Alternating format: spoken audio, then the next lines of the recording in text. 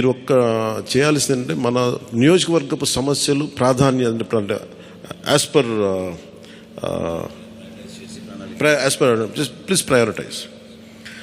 Prioritise చేసి మనం కొన్ని కేంద్రం ద్వారా జరిపించాల్సినవి ఉంటే అది చేద్దాం. అలాగే ఇది మనం దేనికోసమైతే నిలబడ్డామో మాట ఇచ్చామో వాటికి నిలబడతాం. అలాగే పాలకొండకి మనం వెళ్ళినప్పుడు అక్కడ ఏనుగులు వచ్చి పంట పొలాలు ధ్వంసం చేస్తాయి.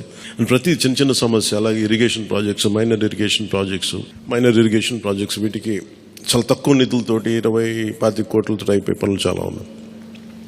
అండ్ మేజర్గా మన ఎలక్షన్స్లో మనం చెప్పింది విద్య, వైద్యం, ఉపాధి, సాగునీరు, తాగునీరు అండ్ లా అండ్ ఆర్డర్.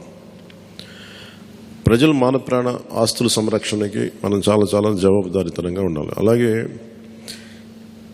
మనకిచ్చింది ఇది, ఎందుకంటే నెక్స్ట్ జనరేషన్ వచ్చింది, అది మనం అందరం అర్థం చేసుకోవాలి. పాత తరం రాజకీయాల్లాగా కూర్చోబెట్టి మన పవర్ని ఎక్సర్సైజ్ చేస్తామంటే కుదరదు. ఎందుకంటే ప్రజలు ఎంత మద్దతుగా నిలబడ్డారో వాళ్ళు అంతే బలంతో మనం నిలదీయగలరు. అది మనం దయచేసి మర్చిపోతుంది. నాతో సహా నేను మర్చిపోదాన్ని.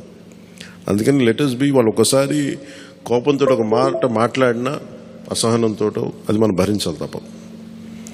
అలాగే విమర్శించేటప్పుడు దయచేసి అది పర్సనల్ అటాక్స్ ఎవరికి కలగండి. వాళ్ళని మీరు చూశారు కదా, పోయినసారి ఆయన గత ప్రభుత్వాన్ని హ్యాండిల్ చేసిన ముఖ్యమంత్రి గారు ఎన్ని మాట్లాడి నేను ఎందుకు స్పందించలేదు వ్యక్తిగతంగా అంటే అది ఆ ప్రెసిడెంట్ ఆపేద్దామని మనం ఎక్కడ చేయాలి.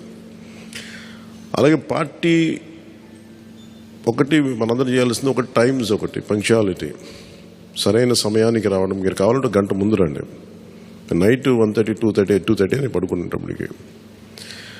ఎందుకంటే ఇది మనం 5 సంవత్సరాల కాలాన్ని ఎంత సద్వినియోగం చేసుకోగలం దాని మీద ఆధారపడి ఉంటుంది భవిష్యత్తు. దయచేసి మనందరం నియమావళిని పాటిద్దాం.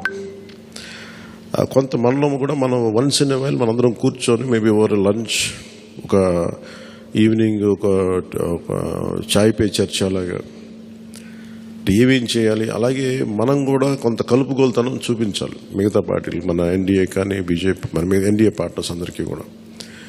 అంటే మీరు మనం ప్రత్యేకించి మనం ఎక్స్క్లూజివ్గా ఉండకుండా అందరితో మమేకం అవ్వాలి. At the same time not losing our identity. అందుకని ఇవన్నీ దృష్టిలో పెట్టుకొని ఇప్పుడు మనం ఢిల్లీలో మనం చేసినట్టుగా మన ప్రధానమంత్రి గారి పేరుని నన్ను కూడా ప్రతిపాదించినట్టుగా ఈ రోజున రాష్ట్ర ఎన్డీఏ నాయకులు మనం ఎన్నుకోవాలి. మీ అందరికీ ఇంకొక మారు ధన్యవాదాలు తెలుపుకుంటాం. Thank you. జై హింద్.